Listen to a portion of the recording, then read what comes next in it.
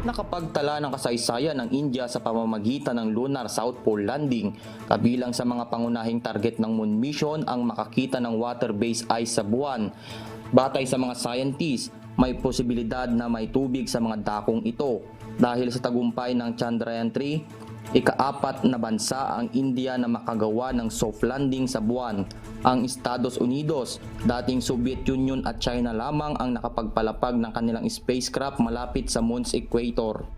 Gayunman, ang India naman ang unang bansang matagumpay na nakapagpalapag ng kanilang misyon sa South Pole. Ginawa naman ng India ang moon landing ilang araw matapos mag-crash ang Luna 25 ng Russia sa kaparehong rehiyon. Samantala, July 14 naman nang ilunsad ng India ang aircraft na may orbiter, lander at rover mula sa Sriharikota Space Center. Noong taong 2019 nang tangkain din ng India na mailapag ang Chandrayaan-2 malapit sa South Pole, subalit hindi ito nagtagumpay. Luis Marsan, UNTV News and Rescue. Diyos ang aming sandigan, serbisyo publiko ang aming pinahahalagahan.